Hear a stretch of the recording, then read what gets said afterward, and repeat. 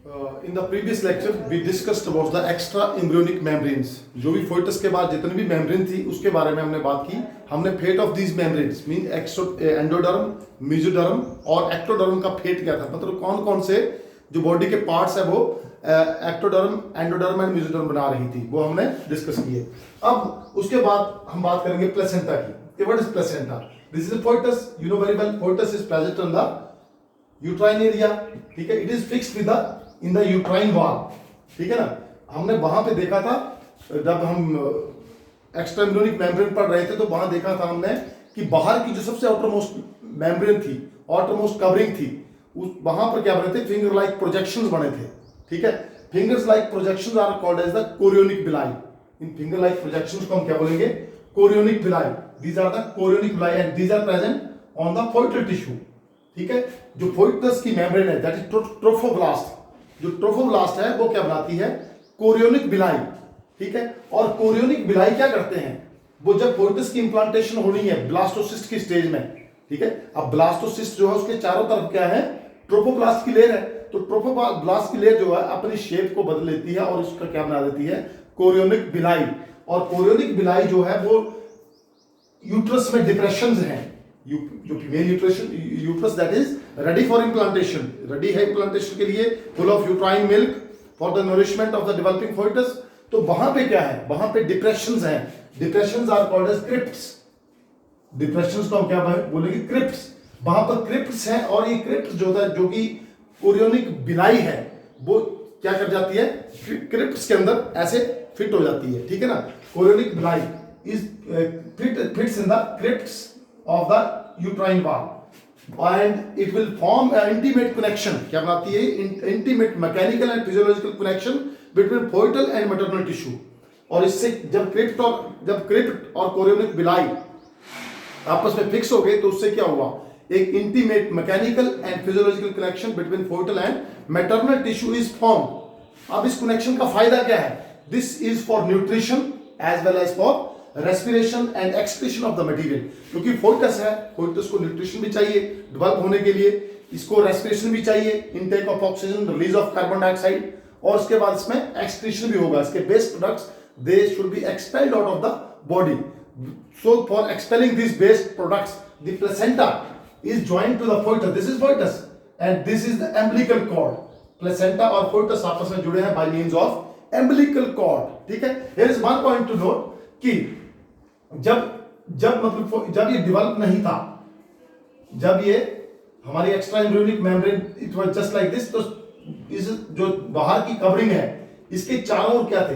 ये के चारों क्रिप्ट्स थे कि कहीं से भी ये कंफ्यूजन हो सकते, कहीं से भी ये जुड़ सकता था. लेकिन फिर एंड में क्या हुआ कि सिर्फ क्रिप्ट्स जो थे, जो जहां से इसको इंटीमेट कनेक्शन बन गया वहां के क्रिप्ट्स ही रहे. तो उन क्रिप्ट्स को हम क्या बोलेंगे? Metadiscoidal crypts.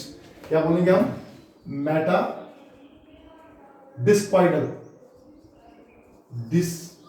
Placenta. Metadiscoidal placenta means placenta linked to particular area. एक एरिया पहले जो था यहां भी क्रिप्ट था, यहां चारों तरफ ट्रोफोब्लास्ट जो थी उसके चारों तरफ क्या थे? क्रिप्ट्स थे. लेकिन लास्ट में क्या हुआ? जब यूनियन का काम आया, यूनियन का वक्त आया, तो क्या हुआ? सिर्फ एक जो पॉइंट था जहां से कोरियोनिक विलाई जो थी वो कहां चले गए? एंडोमेट्रियम के अंदर. एंडोमेट्रियम जो वॉल है यूट्रस की उसके बीच में क्या है?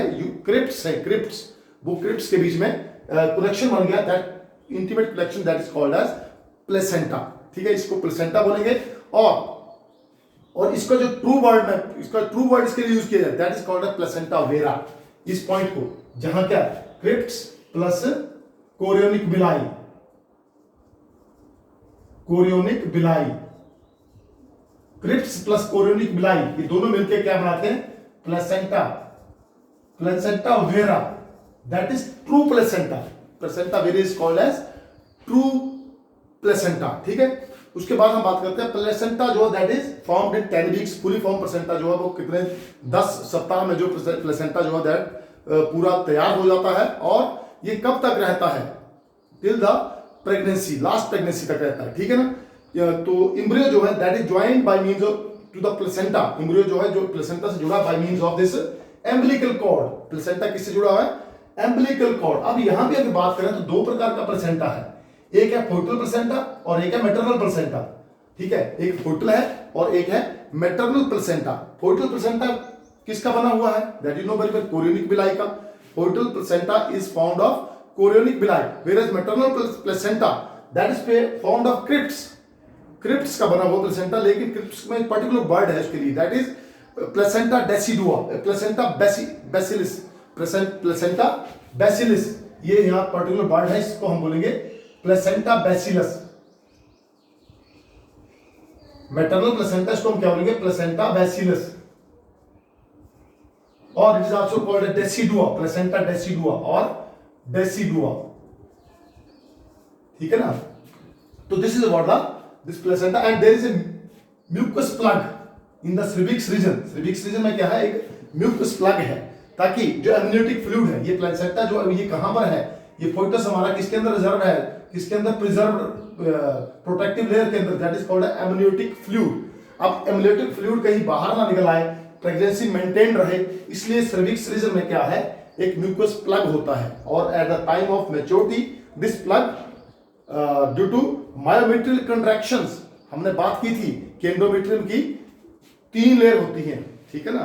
पेरीमेट्रियल, मायोमेट्रियल एंड एंडोमेट्रियल। ठीक है ना? और पेरीमेट्रियल जो सबसे आउटर बाय कवरिंग होती है, और मायोमेट्रियल थिक फ्लैशी कवरिंग है, और उसके अंदर है मायोमेट्रियम। ठीक है, endometrium you can call it as. बीच की लेयर क्या है? मायोमेट्रियम। और मायो एंड एंडो। मायो का काम क्या होता है? Myometrium that causes forceful contraction during completion of gestation period, that is about 280 days in human female. जब ह्यूमन फीमेल का गेस्टेशन पीरियड पूरा हो जाता है, तो मायोमेट्रियल लेयर जो है वो क्या करेगी? फोर्सफुल कंट्रैक्शन करेगी, जिसको हम क्या बोलेंगे? Labour pain. और दिस फोर्सफुल कंट्रैक्शन से क्या होता है? दिस म्यूकस प्लग, ये म्यूकस प्लग यहां से छूट जाएगा, and this placenta is, this foetus is ready for coming out, parturition, you can call it as parturition. ठीक है, तो ये बात आपको समझ आ गई। अब मैं बात करूंगा इसके बारे में कि प्रेगनेंसी के बाद after fertilisation what happens? This trophoblast, this layer, trophoblast, that is outermost layer of blastocyst, it form finger-like projections. These finger-like projections are called as chorionic villi. In finger-like projections को हम क्या बोलेंगे? chorionic villi बोलेंगे। और मैंने बताया आपको कि इनिशियली ये finger-like projection जो थे वो ट्रोफोब्लास्ट के पूरे एरिया में बने होते हैं। ठीक है, लेकिन जब अटैचमेंट की बात आती है यूट्रस में, तो एक पर्टिकुलर पॉइंट से अटैच हो जाते हैं, और बाकी के जो कोरियोनिक विलाई है वो ऑटोमेटिकली खत्म हो जाते हैं। और जिस पॉइंट पे अटैच होते हैं, उस पॉइंट के जो कोरियोनिक विलाई होते हैं, उनको हम बोलेंगे मेटाडिस्क्वाइडल प्लेसेंटा। उसको हम बोलेंगे मेटाडिस्क्वाइडल प्लेसेंटा बोलेंगे उस पर्टिकुलर एरिया को। ठीक है, तो व्हाट इज मेटाडिस्क्वाइडल प्लेसेंटा? मतलब वो पॉइंट है जहां पर कोरियोनिक विलाई जो है वो मदर के फोइटस के साथ अटैच्ड है, उस पॉइंट को हम क्या बोलेंगे? मेटाडिस्क्वाइडल प्लेसेंटा। ठीक है, तो this chorionic villi or you can call it as this uterine wall surrounded by uterine tissue and maternal blood. Chorionic villi किससे सराउंड हो जाएंगे? बताया मैंने, crypts and villi, they fuse with each other to form placenta and which is surrounded by uterine tissue and maternal blood. ठीक है, उसके बाद बात करते हैं कोरियोनिक विलाई क्या है। कोरियोनिक विलाई और uterine tissue form structural and functional unit between foetal and maternal body. ये क्या बनाएगा? Structural and functional unit between foetal and maternal body. ये स्ट्रक्चरल और फंक्शनल यूनिट किस लिए बनेगा? प्लेसेंटा फॉर्मेशन के लिए। प्लेसेंटा किस लिए जरूरी है? डेवलपिंग फोइटस को नरिशमेंट प्रोवाइड करने के लिए। क्या काम है इसका? ऑक्सीजन प्रोवाइड करेगा और न्यूट्रिएंट्स प्रोवाइड करेगा। किसको? डेवलपिंग फोइटस को। ठीक है, और एक काम करेगा, removal of waste. It removes the waste products. Body के अंदर जो वेस्ट प्रोडक्ट्स आएंगे फोइटस के अंदर, उसको भी रिमूव करने में ये हेल्प करेगा। ठीक है, उसके बाद placenta also act as endocrine tissue. और बात करें दे म्यूकस प्लग की, जो अगर मैं पीछे जाऊं, चलो इस यहां बात करते हैं, तो म्यूकस प्लग जो है that act as barrier also for various bacteria, viruses and other infectious diseases के लिए बैरियर है ये। ठीक है, तो placenta also act as endocrine tissue. Placenta जो है वो एंडोक्राइन टिश्यू, मतलब हार्मोन प्रोड्यूस करेगा। ये प्लेसेंटा विल प्रोड्यूस हार्मोन। ठीक है ना, अब ये कौन सा हार्मोन प्रोड्यूस करेगा? पहला तो ये प्रोड्यूस करेगा ह्यूमन गोनाडोट्रोपिन हार्मोन, दूसरा ह्यूमन प्रोलैक्टिन प्रोड्यूस करेगा ये, तीसरा एस्ट्रोजन हार्मोन प्रोड्यूस करेगा, चौथा हार्मोन प्रोजेस्टेरोन प्रोड्यूस करेगा ये, और एक हार्मोन और प्रोड्यूस करता है ये relaxin. In the later stage of pregnancy, pregnancy की लेटर स्टेज पे हार्मोन प्रोड्यूस करेगा रिलैक्सिंग। आपने अगर याद आया आपको तो ह्यूमन कोरियोनिक गोनाडोट्रोफिन आपने कहां पढ़ा था? मेंस्ट्रुअल साइकिल में, मेंस्ट्रुअल साइकिल में HCG पढ़ा था आपने, जहां पे HCG का रोल क्या था? Production of oestrogen and progesterone, ठीक है, for maintaining pregnancy, production of oestrogen and progesterone for maintenance of pregnancy, you might remember, ठीक है। ड्यूरिंग प्रेगनेंसी क्या होता है? During pregnancy the level of other hormones, कुछ दूसरे हार्मोन भी बॉडी में बनते हैं, उनका लेवल भी जो है क्या हो जाता है? इंक्रीज हो जाता है। प्रेगनेंसी के टाइम में जो हार्मोन्स का लेवल है बॉडी के अंदर वो इंक्रीज हो जाता है। तो कौन कौन से हार्मोन्स जो बॉडी के अंदर बनते हैं? एस्ट्रोजन है, प्रोजेस्टेरोन है, एस्ट्रोजन हार्मोन है, प्रोजेस्टेरोन हार्मोन है, वो बॉडी के अंदर बनेंगे। कोर्टिसोल्स है, प्रोलैक्टिन्स हैं, वो हार्मोन्स कहां बनेंगे? बॉडी के अंदर बनते हैं। थायरॉक्सिन है, और ये मैटरनल ब्लड में क्या कर जाते हैं? इंक्रीज कर जाते हैं। इनका लेवल जो मैटरनल ब्लड में इंक्रीज कर जाता है, और लेवल इंक्रीज होने से क्या होता है? ये फोइटल ग्रोथ को सपोर्ट करता है, फोइटल ग्रोथ को सपोर्ट करता है। कैसे सपोर्ट करता है? By bringing metabolic changes in mother, mother के अंदर क्या करेगा? ये मेटाबॉलिक चेंजेस लाएगा, और मेंटेनेंस ऑफ प्रेगनेंसी में ये हेल्प करेगा ये, ठीक है। इन द प्रीवियस टॉपिक जब हमने एक्स्ट्रा एम्ब्रियोनिक मेम्ब्रेन्स के बारे में बात की थी, तो वहां हमने देखा था कि यहां पे उसके बाद जैसे हमने ट्रोफोब्लास्ट में पढ़ा था, ट्रोफोब्लास्ट में क्या है? ट्रोफोब्लास्ट ये जैसे टिश्यू है, ये हमारा ब्लास्टोसिस्ट है, ये जो बाहर की layer that is trophoblast,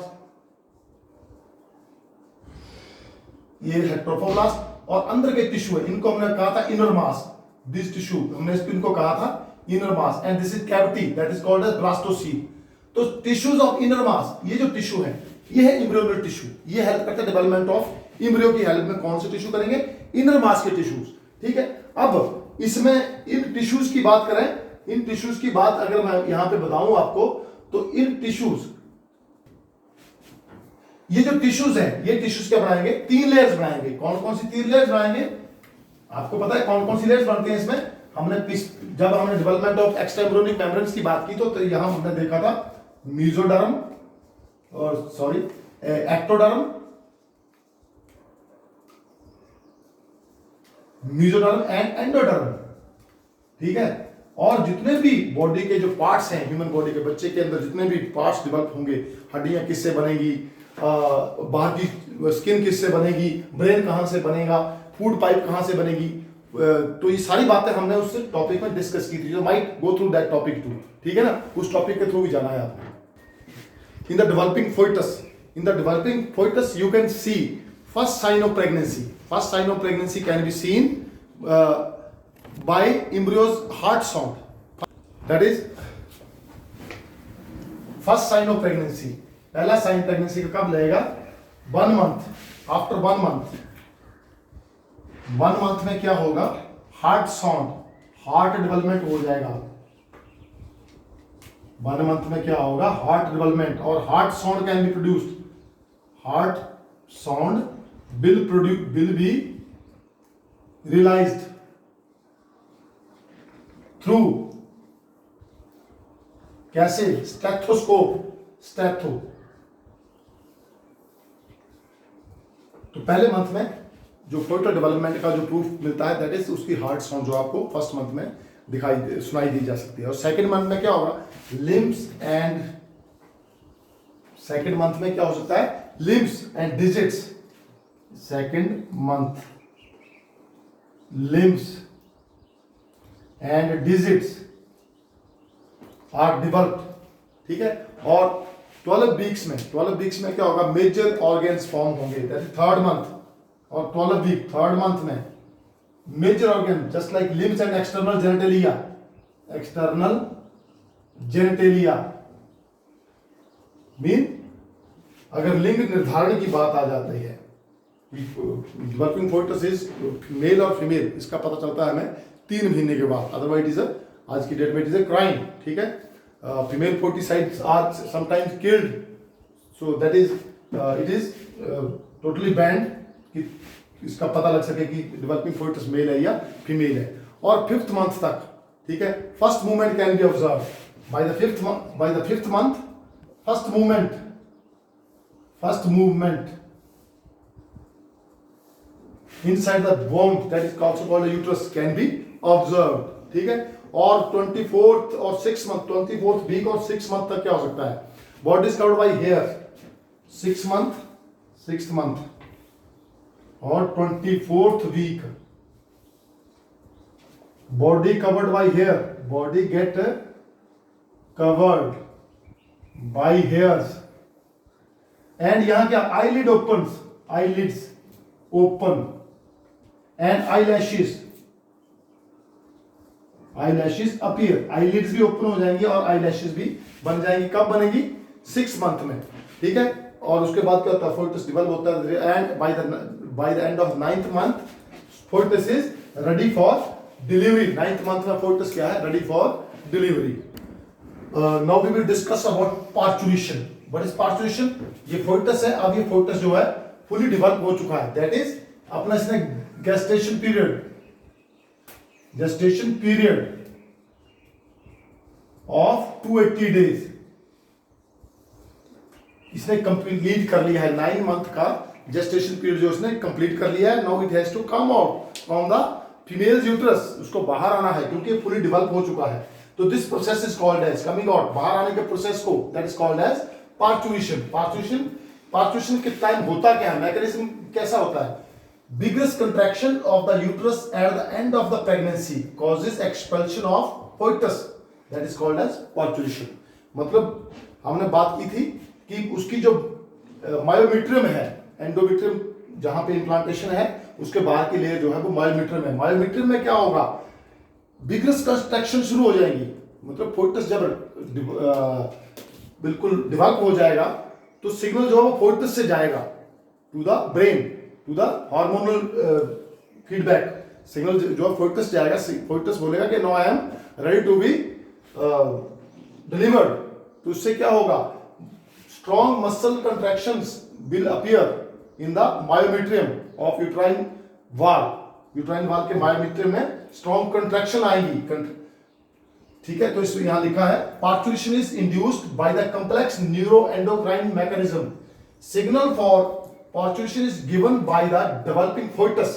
signal for parturition is given by the developing foetus and placenta induce mild uterine contraction. और प्लेसेंटा क्या करेगा? इंड्यूस करेगा mild uterine contraction that are called the labour pain. ठीक है, और इन कंट्रैक्शन को हम क्या कहेंगे? Foetal ejection reflexes. These contractions are called as foetal ejection reflexes और labour pain. Foetal ejection reflexes याद करना है आपने. This triggers release of oxytocin. अब फोइटल इजेक्शन रिफ्लेक्स जो होगी वो क्या करेगी? हार्मोन रिलीज करेगी जिस हार्मोन का नाम है oxytocin. It is also called as birth hormone. Oxytocin release होगा. ठीक है, from the maternal pituitary gland. Oxytocin कहां से रिलीज होगा? मैटरनल पिट्यूटरी ग्लैंड से ऑक्सीटोसिन रिलीज होगा. ऑक्सीटोसिन जब रिलीज होगा, oxytocin causes strong uterine muscles contraction. अब ये ऑक्सीटोसिन जब रिलीज हो जाएगा तो मस्कुलर कंट्रैक्शन जो है वहां पे स्ट्रॉन्ग हो जाएगी, बढ़ जाएगी. This lead to expelling of baby. This lead to expelling of baby through birth canal. तो बर्थ कैनाल की जगह से बेबी जो that will be expelled out. Soon after placenta is also expelled out. इसके बाद प्लेसेंटा भी एकदम से बाहर आ जाएगा. ठीक है, Many glands undergo differentiation during pregnancy.